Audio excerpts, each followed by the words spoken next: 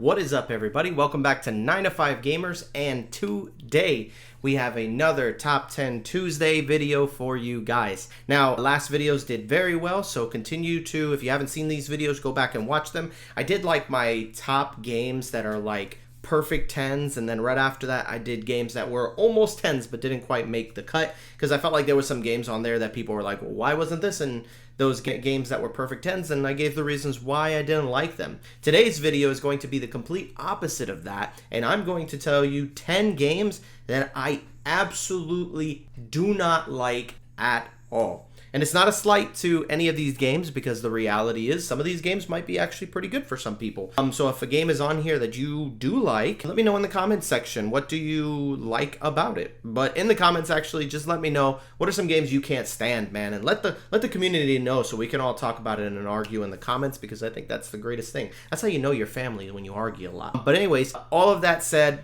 don't forget to like, comment, subscribe, because I am on my way to 20K. On my way to 20K. That's my goal for this year, is to get to 20,000 subs. And right now we're at 10,800 and slowly climbing up. So do yourself a favor and go ahead and subscribe to the content. And if you want to support the channel a little further, you could always go for a membership. I also have memberships on Ko-Fi. You can find some videos over there, and anything to help support the channel. But with all that said, like this video, and let's get started with this list. So, absolutely games I do not like. Starting with, should I start with my honorable mentions? 3 honorable mentions I think that need to be mentioned are Really Loud Librarians, because for whatever reason I just couldn't get it to work with my group. I don't know why, it never clicked with anybody that I played it with for some reason. I think that's just a unique problem to my friend group, but definitely not a very good game in my opinion. I don't enjoy Azul.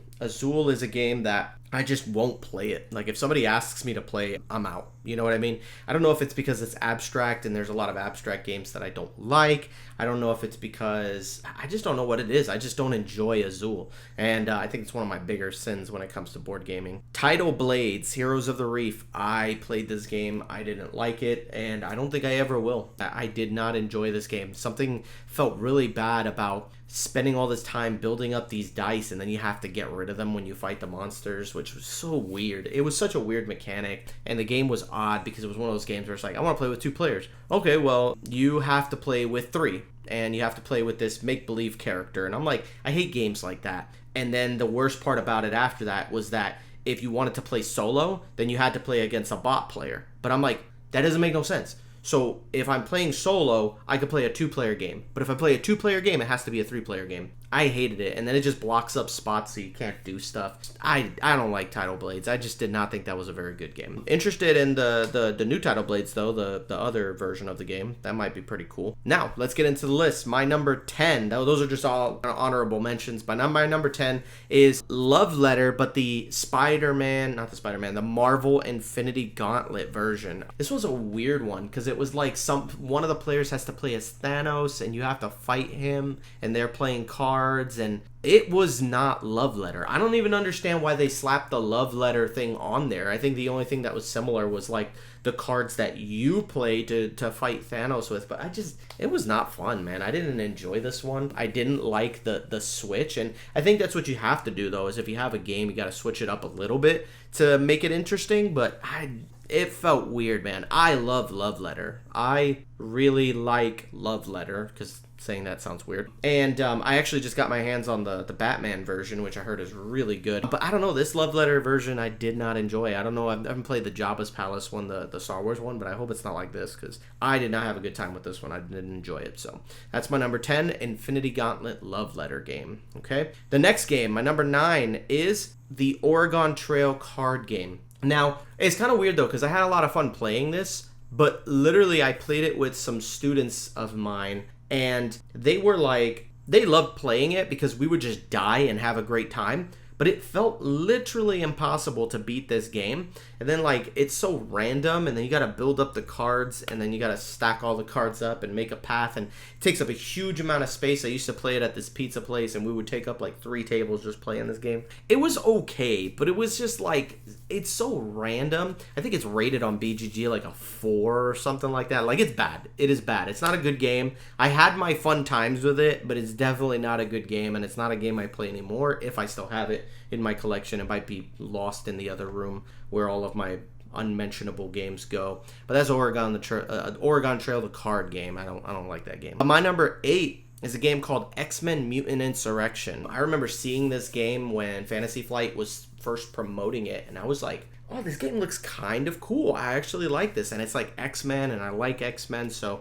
it's going to be a really fun game. And then all of a sudden I started hearing negative reviews on it, and I said to myself, I'm not going to listen to the haters. I'm going to experience it for myself, and I'm going to see if I like it, because maybe it's actually a good game. This is in my early years of board gaming. Yeah, bad decision, because X-Men Mutant Insurrection is not a good game. There's a game there. It's not awful. It's not like a 1 out of 10. It's like a maybe 5 or 6. Like, I don't know. There was a lot to like the dice rolling, and there's mitigation, but like you have to like match the dice up with like the missions, and the missions have like certain dice, but you have to bring certain heroes in order to even achieve those. So it kind of locks you out of what you really want to play, and it's just odd. And then all of a sudden these like villains come in, and sometimes they're super difficult. Like, this game just felt bad across the board, and it's all luck, you know what I mean? So like none of it felt skill based, and then the abilities didn't really seem helpful on some of the characters, and some characters were clearly better than others, and some were just kind of like, I don't know, man. I felt like X-Men Mutant Insurrection was bad. I feel like it could have been good if they supported the game by adding some extra content to it to make it better. I think it could have been good with like an extra thing, but who wants to pay for that? You know what I mean? So I don't know. I just thought that it wasn't very good. So that was my number 8, X-Men Mutant Insurrection. My number 7, Boss Monster, Rise of the Mini Bosses. Boss Monster is one of my favorite games of all time. It's actually near and dear to my heart, because it was one of the first board games that I played that my wife liked. And we would just have fun building these dungeons and stuff. But man, I don't know what they did in Rise of the Mini Bosses, but they added that mini boss mechanic, and they added like gold coins to the game. And I just did not enjoy this one, man. Like, I love Boss Monster 1, and I love Boss Monster 2. And I think that in one of those two, there was a card that was so broken that I was like, I would just take it out of the game, because it just would ruin the game for everybody. But Boss Monster Rise of the Mini Bosses felt like such a miss, because it didn't feel like it added anything really good to the game. I felt like the mini boss mechanic was not very good. It is my least favorite of all the Boss Monsters by a big margin. I mean, Boss Monster 1 and 2 are great. I give them like 7s, 8s. But this one's like a 5 or a 4 for me. Like, it's down there. It is low. And I was just like, man, brother-wise, what happened with this one? I thought this one was going to be good, and it really wasn't. But they added this new thing with the new expansions that are coming out, which I'm really, the Super Boss Monster, which looks really cool. But yeah, I love Boss Monster, but Rise of the Mini Bosses didn't do it for me. So that's my number 7. My number 6 is a game called Dive. And I was really excited to get my hands on this one, because I felt like the gimmick on this was really cool, only to find out that it was mainly just a gimmick. But basically you stack all of these like transparent squares that are like tinted blue, but they have like printed on them like little sea creatures, and then you gotta like look down into this square, and there's like a whole stack of them like this. It's like thick, and then like you stare down in and you count how many like sharks there are or something like that. And it was cool. I played with my niece and nephew, and you know, like they kind of enjoyed it. But like for me, I was just like, I literally gave it to them, because I was like, I don't want this game anymore, because I don't know, man. I did not enjoy that game. Like, I felt like it was fun at first, but it's all gimmick. Like, it's just like, oh, this is cool because you can see through, but then at the end of the game, it's not a very good game. I didn't enjoy it that much. And there's other games that I could play that are similar to it that I'd probably enjoy more, like that submarine game, Submarine Adventure, Underwater Adventures. I think it's called Underwater Adventures, or the Penguin one, which I thought was a better game, but still not like top tier. But yeah, Dive is just not for me, man. It was a really cool mechanic gimmick. Like, I like the the gimmick and the idea of it, but it's one of those games you play once and you're like, I'm good. I don't need to play this one again. My number 5 is a game that was sent to me by, I guess, the people who made it, and they were wondering if I would cover it on the channel. But at the end of the day, I sent them, a video, and I said, hey, look, I didn't really enjoy my experience, so I don't know if you want me to put the video up or not. And they were like, yeah, that's fine. Just put it up a little later on, once some other reviews come out. So I was like, okay, cool. So then, but they never really got back to me, so I never put my review out for the game. But it was on the lower end. I played Proliferation, and it seems like there was like something there that was solid and worth doing.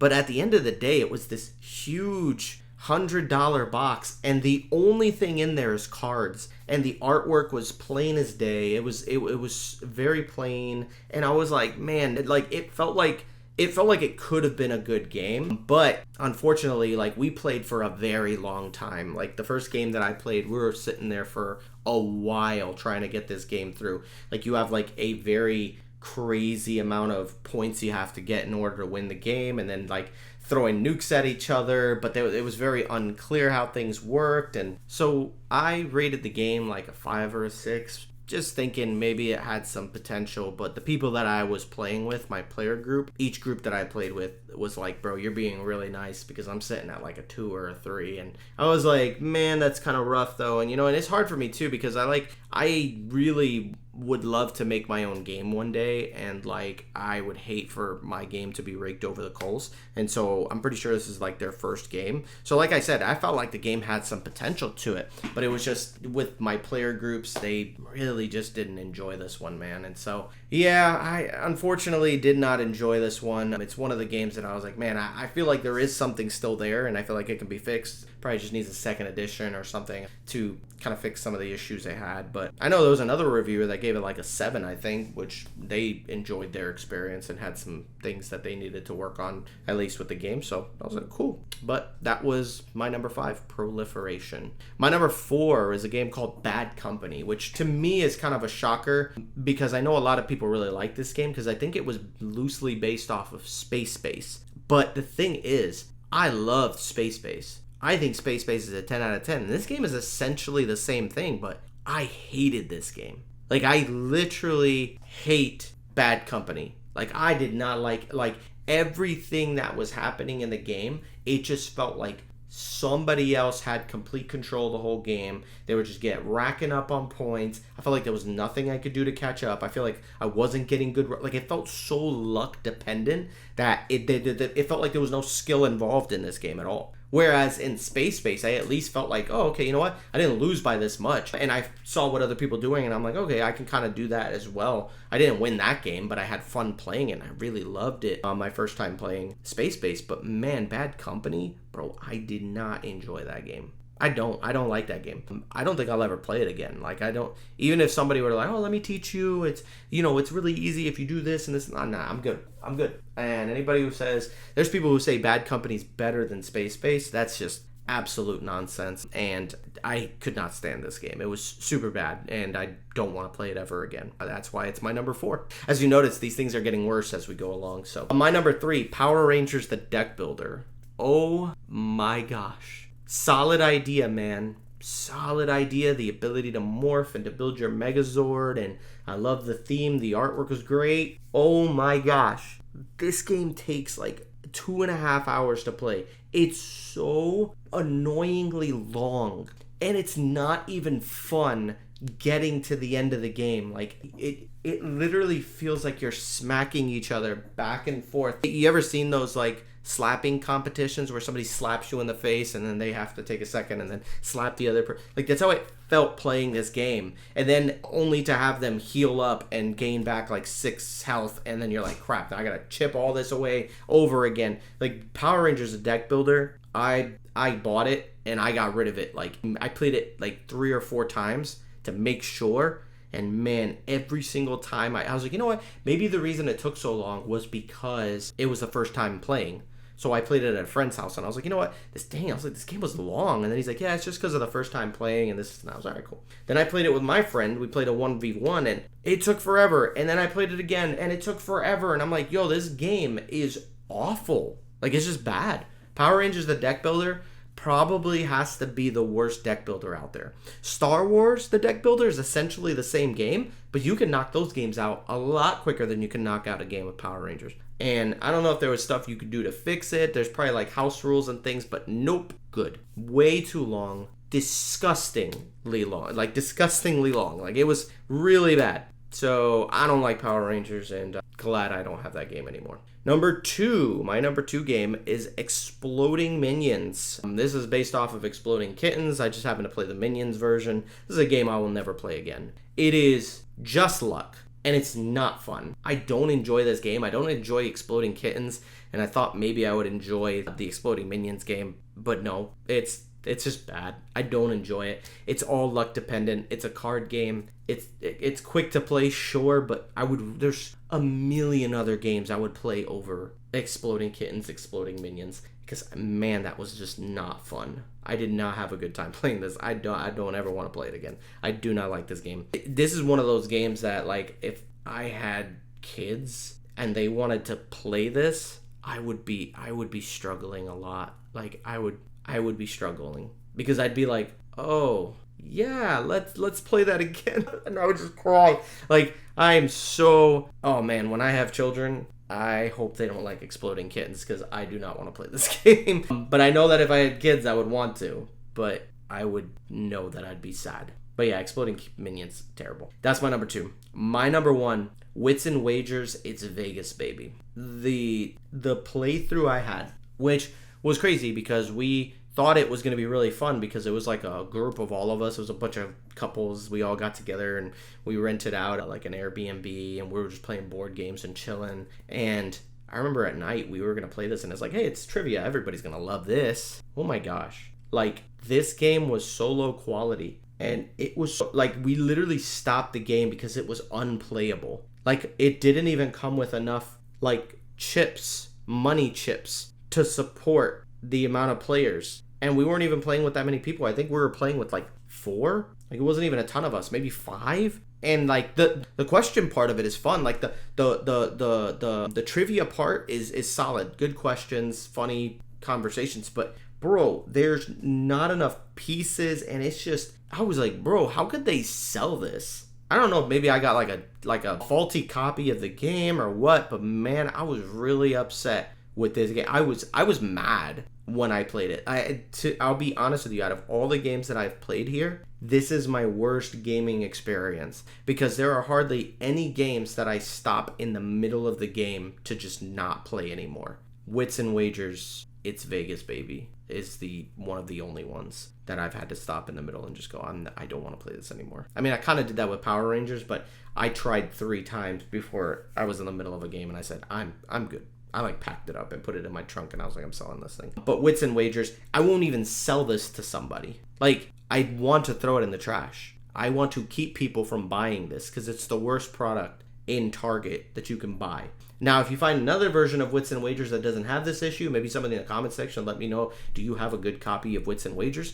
But honestly, you know what's crazy too? I was going to bring my poker set so that we would have actual poker chips to play this game with, and I had forgotten it. I was like, it's okay, it comes with little chits, and I should have brought that poker set, man. Probably would have enjoyed my experience, but maybe that's the fix for it, is just bring my poker chips. But like, why do I gotta do that? Do I have to buy $80 iron clays or $100 iron clay chips just so I can have fun with this game? No. I mean, the game was like maybe $20, $10. I think I got it on sale. But man, I was like, bro, what a horrible experience I had with that game. And Wits and Wagers is really fun, but my worst experience of all time. And it's my number 1 on this list of games that I don't like. And it's that. Wits and Wagers. It's Vegas, baby. Very, very bad.